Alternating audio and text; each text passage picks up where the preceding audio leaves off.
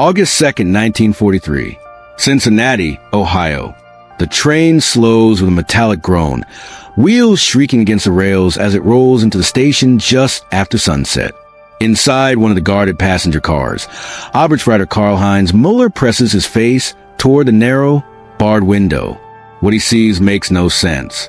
Streetlights blaze to life one by one, stretching down broad avenues as far as he can see.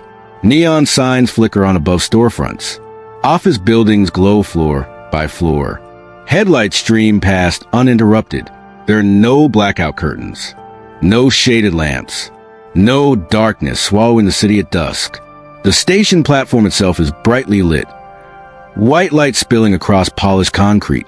American civilians move casually beneath it, laughing, talking, carrying bags of groceries or newspapers. A woman in a summer dress pauses to adjust her shoe. A boy points excitedly at the train. No one runs. No one looks up. Muller turns slowly to the men seated beside him. Their faces mirror his own disbelief. Just weeks earlier, he had stood guard duty outside Hamburg, watching entire neighborhoods disappear into darkness at sundown. Windows painted black, street lamps extinguished, even cigarettes shielded by cupped hands. In Germany, light meant death, bombs finding targets, fires marking streets for RAF crews overhead. Here, there is light everywhere. American military police shout orders. The car doors open. Rifles are slung casually, not tensely. The German prisoners file out, boots scraping against metal steps. The night air smells of coal smoke, hot asphalt, and something unfamiliar, roasted meat from a nearby diner. Muller cranes his neck upward. Above him, the sky is clear. No searchlights probing the clouds. No barrage balloons. No distant drone of engines. The war, it seems, is nowhere near this place. The prisoners are marched onto waiting trucks. As the convoy pulls away from the station, Cincinnati unfolds around them. Entire neighborhoods pass by, windows wide open, curtains drawn back. Radios play music. Movie theaters advertise evening showings with glowing marquees. One of the prisoners, Unteroffizier Franz Weber, mutters under his breath, "They're not afraid." No one answers him. Most of the men captured in North Africa or Italy have spent years under constant threat. Sirens, bomb craters, ration lines, shattered cities. They have internalized the rhythm of war. Dark nights, silent streets, tension that never quite fades. This city violates everything they know. At the edge of town, the trucks turn onto a long road flanked by factories. The buildings are enormous, brick walls stretching for blocks, windows lit like lanterns. Inside, machinery clatters loudly, assembly lines still running despite the hour. A guard notices the prisoners staring. Night shift. He says casually, as if explaining the weather, "War don't stop production." Muller doesn't understand all the words, but he understands the tone. They arrive at Camp Campbell, a POW camp surrounded by fencing and guard towers. The perimeter lights are on full power. Floodlights illuminate every corner. Even the guard towers glow softly, silhouettes of sentries visible against the sky. As the prisoners are counted and assigned barracks, the lights never dim. Later that night, Muller lies awake on a narrow cot, through the Baroque window, unshaded. He can still see the glow of the city in the distance, a faint orange halo against the sky. In Germany, such light would have drawn bombs within minutes. Here, it draws nothing. In the days that follow, the shock deepens. The prisoners are marched under guard to nearby farms and factories for labor details. Along the roads, traffic flows freely. Gas stations are open. Shop windows are fully stocked. Children ride bicycles without helmets, without fear, without even glancing at the sky. One afternoon, the column passes a cinema. A poster advertises a comedy film. Showtimes are listed for evening and night. Night. Weber laughs quietly, a short, disbelieving sound. In Berlin, he says, "You would be arrested for this." An American guard overhears and grins. "Different war," he replies. The phrase lodges in Muller's mind. Different war. Back home, cities bleed every night. Civilians sleep in cellars. Rubble piles grow higher than buildings once stood. Entire districts vanish in firestorms. The war presses against every door, every window, every breath. Here, the war is distant. Thousands of miles away across an ocean no German bomber can cross. At evening roll call, the sun sets again. And again, the lights come on. Fully, brilliantly, without hesitation. Mueller realizes something then, not all at once, but like pressure slowly applied.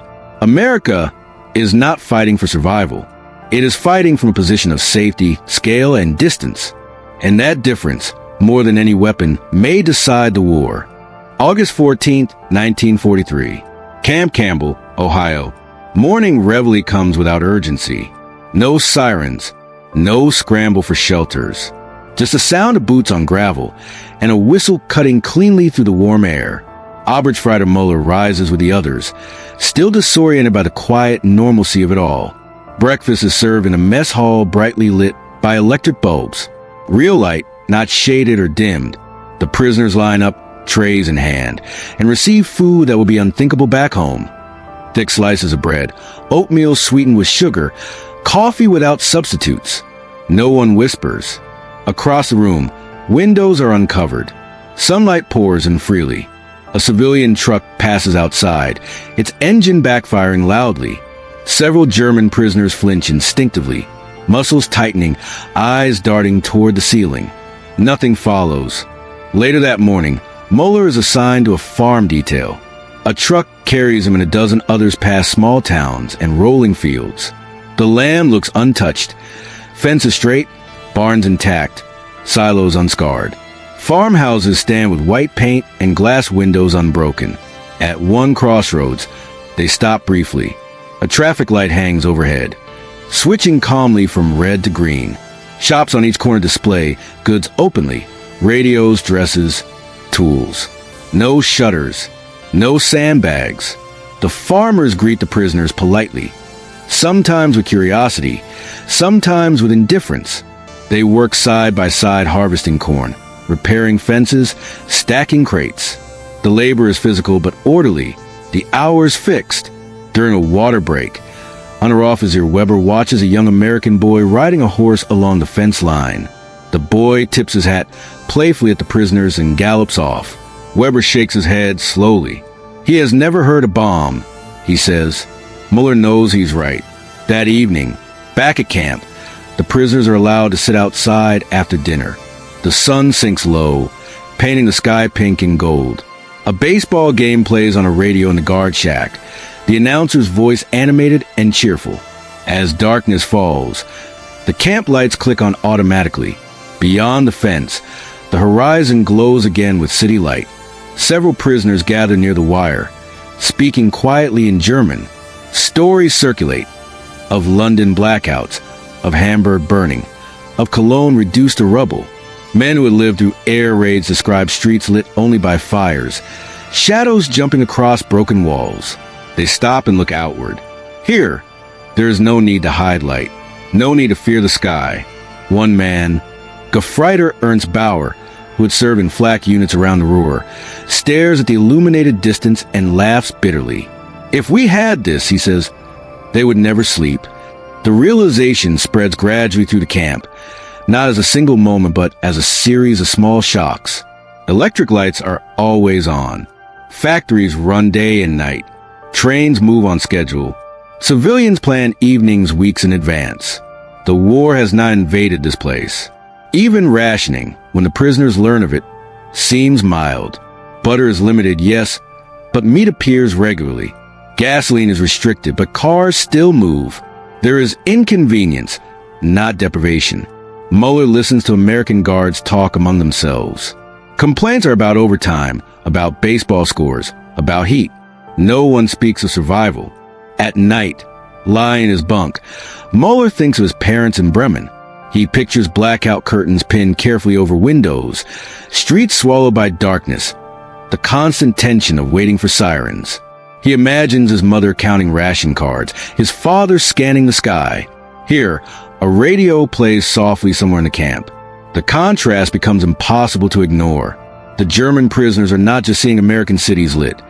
They are seeing an economy and a society operating without interruption. The lights are not carelessness. They are proof. Proof that no enemy can reach this place. Proof that production can continue without fear. Proof that time is on America's side. By late summer, some prisoners begin to whisper what they would never have said back home. That Germany cannot match this. That fighting a country this untouched, this vast, this distant, is like fighting the horizon itself. The lights at night are no longer just shocking. They are instructive. They teach a lesson more powerful than propaganda. This war, Mueller realizes, is being fought on two different planets. September 6, 1943, Dayton, Ohio. A prison transport truck rumbles along the outskirts of the city, carrying German POWs to a factory labor detail. The road crests a low hill, and the city opens up below them. Dayton is blazing, not in flames, but in light.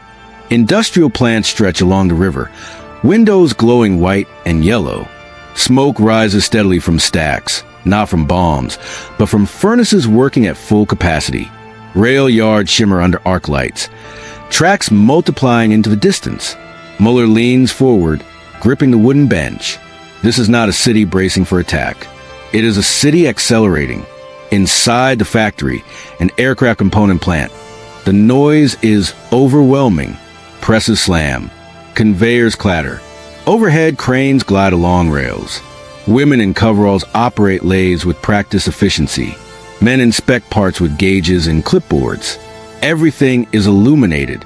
No dim bulbs. No blackout shades. No hesitation. An American supervisor gestures briskly, directing the prisoners to a sorting task. He wears no helmet, carries no gas mask. His concern is output, not survival. During a break, Mueller overhears a conversation between two American workers.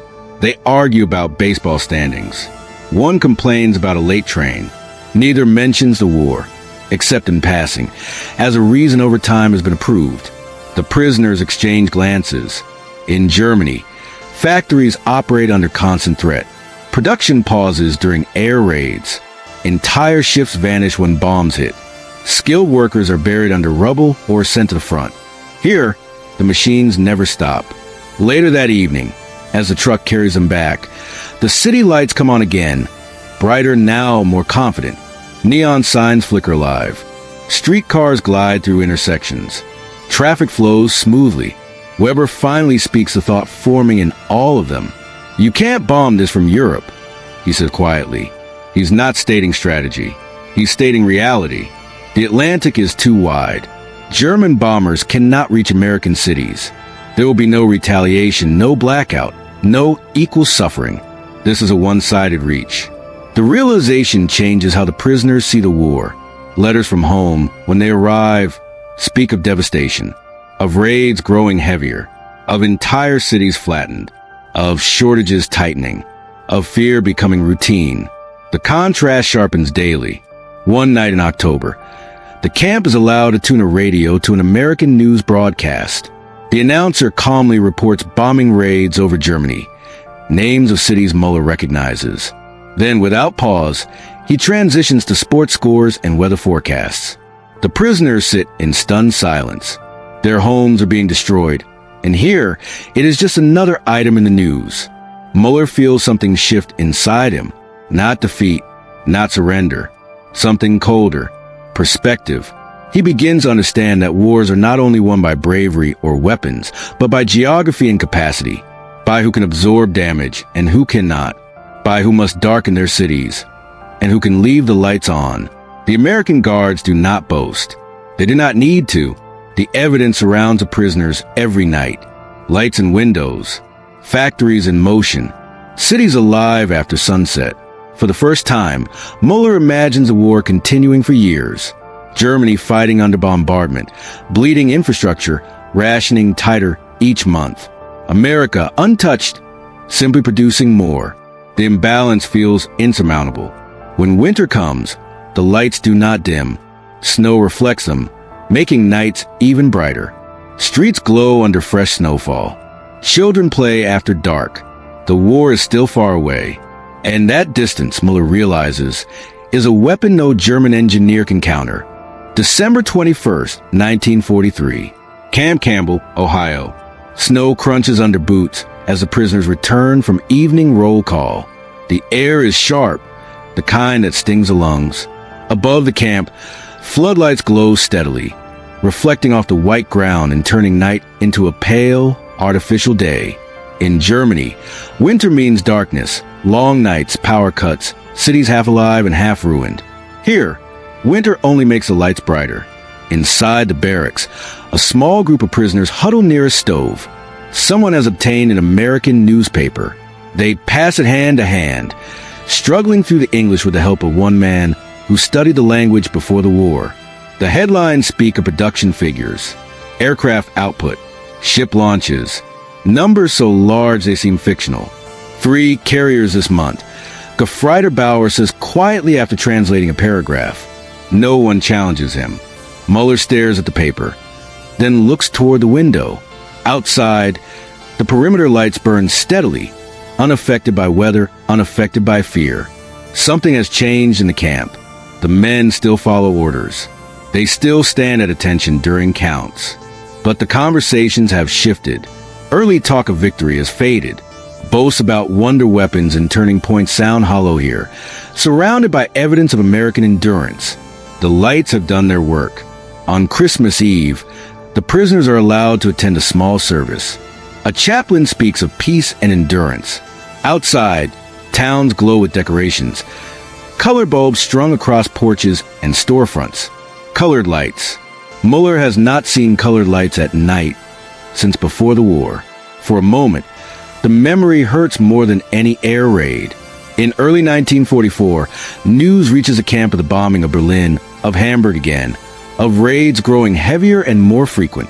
The prisoners receive letters that speak less of victory and more survival. At the same time, American guards talk openly about future plans. Some discuss buying houses after the war. Others joke about vacations. They speak of when this is over as a certainty, not a hope. The contrast is devastating. Muller realizes that the war has already ended here, not officially, but psychologically. America is not straining to endure. It is planning ahead. One evening, as lights flick on across the distant city yet again, Weber speaks softly. "We thought darkness meant discipline," he says, "but it meant weakness." No one argues.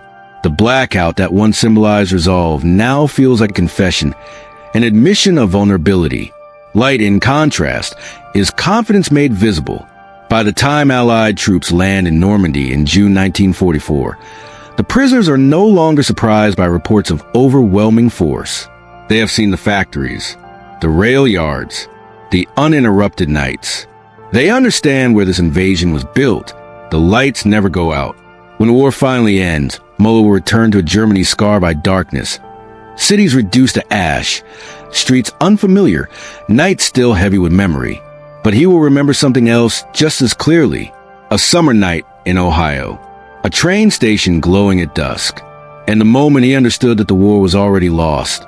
Not on a battlefield, but in the simple fact that one nation could leave its lights on and the other could not.